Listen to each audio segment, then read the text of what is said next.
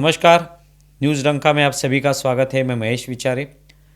दोस्तों, भारत और पाकिस्तान के संघर्ष के बाद जिस तरह से पाकिस्तान ने पुरजोर कोशिश की है कि भारत का उनकी तरफ से कैसे नुकसान हुआ, बार बार वो बता रहे। इतना ही नहीं तो पाकिस्तान के जो प्रधानमंत्री हैं, उनके अलग अलग मंत्री हैं, वो भी जब भी मीडिया के सामने जाते हैं तो भारत के खिलाफ पाकिस्तान ने कैसे बड़ी जीत हासिल की, इस तरह की बातें कर रहे हैं।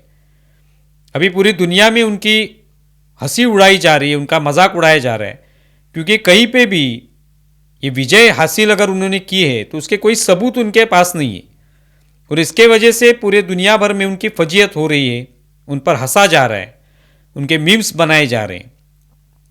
अभी एक नया मामला सामने आया है जिसमें फिर एक बार पाकिस्तान को मुंह के बल गिरना पड़ा है। उन्होंने एक इमेज जारी की है, जिस इमेज में उनको ये बताना है, वो ये बताना चाहते हैं कि देखिए, इस इमेज में हमने भारत का एक लड़ाकू विमान जो है उसको नुकसान पहुंचा है। सुखोई 30, ये जो भारत के पास लड़ाकू विमान है, उस एयरबेस पर हमने उस विमान को नुकसान पहुंचाया है। और वो एयरबेस कौन सा है? तो आदमपुर एयरबेस। तो इस एयरबेस पे ये विमान था और उसको हम लोगों ने नुकसान पहुंचाया, और इसकी इमेज अभी जारी करके पाकिस्तान खुद की पीठ थपथपाने की कोशिश कर रहा है। लेकिन इसके बारे में जब एक पॉलिटिकल एनालिसिस करने वाले जो डैमियन साइमन हैं, उन्होंने इसकी तफ्तीश की, जांच की, फैक्ट चेक करने की कोशिश की, तब उनको जो सच सामने दिखाई दिया या उनको पता चला, वो ये था कि ये जो लड़ाकू विमान है, ये सुखोई विमान है ही नहीं, ये मिग 29 है। और दूसरी बात, ये मिग 29 होगा भी, लेकिन उसको नुकसान नहीं पहुंचा है। तो ये एयरबेस पे उसका रख रखाव हो रहा है, उस पर उसकी देखभाल हो रही है, उसकी साफ सफाई हो रही है। तो इसके लिए उस विमान के आसपास कुछ चीज़ें जो है बिखरी पड़ी हैं। तो ये इमेज में दिखाई दे रहा है। अभी यही इमेज पाकिस्तान ने उपयोग में लाई और दिखाने की कोशिश की कि देखिए, हमने भारत का एक लड़ाकू विमान जो है उसको किस तरह से नुकसान पहुंचा है। दूसरी बात यह है कि जब डैमियन साइमन ने और जांच की तो उसे पता चला कि ये जो इमेज है ये मार्च 2025 की है, यानी पहलगाम की घटना भी नहीं घटी थी। पहलगाम की घटना 22 अप्रैल को घटी है, और उसके बाद फिर भारत और पाकिस्तान का संघर्ष हुआ है।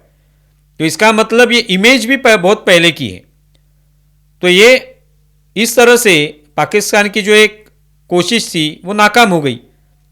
फिर एक बार एक कोशिश की थी उन्होंने कि दिखाया जा सके कि भारत को हम लोगों ने कहीं ना कहीं नुकसान किया है। तो ये एक तरीके से इनकी फजीयत हुई। आपको सबको पता है कि आदमपुर ये जो एयरबेस है, इसकी चर्चा हुई थी।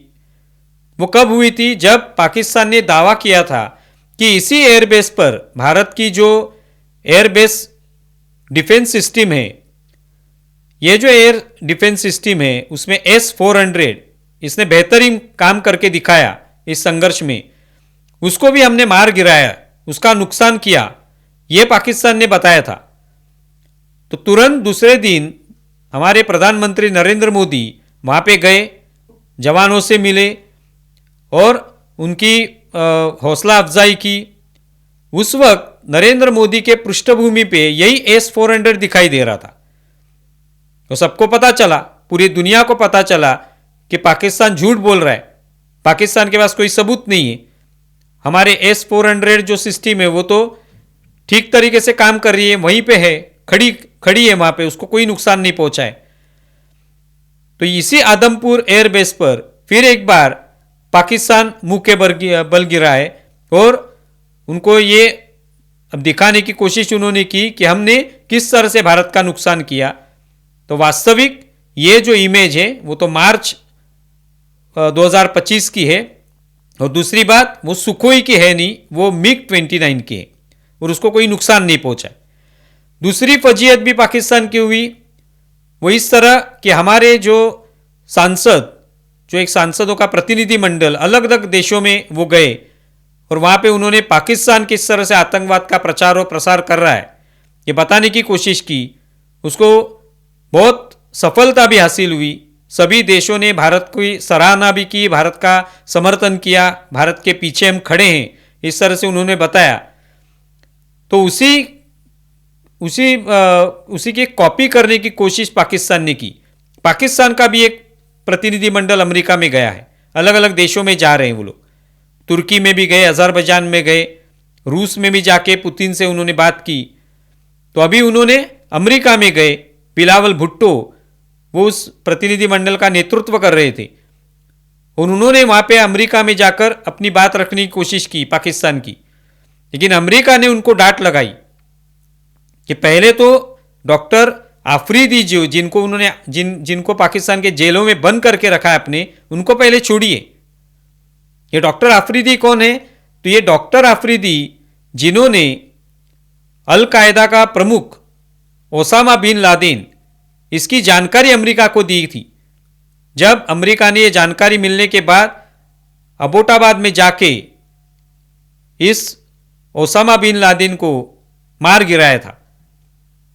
ये बहुत ही खुफिया मुहिम चलाई गई थी, तभी सभी को पता ही है। तो इसमें अमेरिका को मदद करने का काम इसी डॉक्टर आफरीदी ने किया था।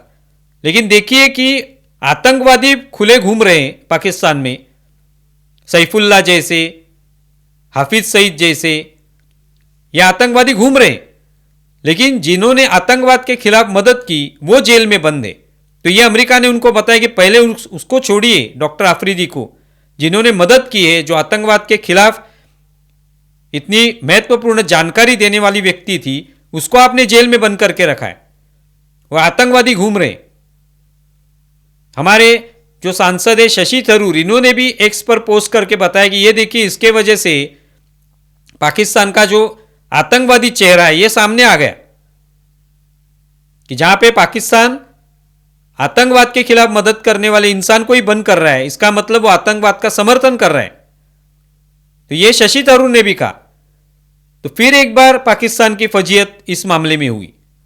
तो बार बार पाकिस्तान मुंह के बल गिर रहा है, फजीयत हो रही है, हंसी उड़ाई जा रही है पूरी दुनिया भर में, क्योंकि उनके पास दिखाने के लायक कुछ है ही नहीं, ना ही कोई सबूत है कि जो दिखा सके कि भारत का हमने कितना नुकसान किया।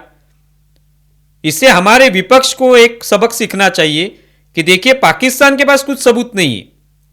वो तो कोशिश कर रहा है, अलग अलग झूठे फोटोज दिखा रहा है, इमेजेस दिखा रहा है, तो दिखा रहा है कि भारत का कैसे नुकसान किया। उसमें सभी जो चीजें हैं वो झूठी निकल रही हैं। लेकिन हमारे लोग हमारे ही सरकार को पूछ रहे हैं, हमारे विपक्ष के नेता सेना को पूछ रहे कि हमारे राफेल कितने गिरे बताइए, हमारे लोग कितने मारे गए बताइए। तो ये एक सबक सीखने की आवश्यकता है कि एक तरफ पाकिस्तान की फजीयत हो रही है, पाकिस्तान के पास कुछ दिखाने के लायक है नहीं, और हमारे लोग यहां पे हमसे ही सवाल पूछ रहे।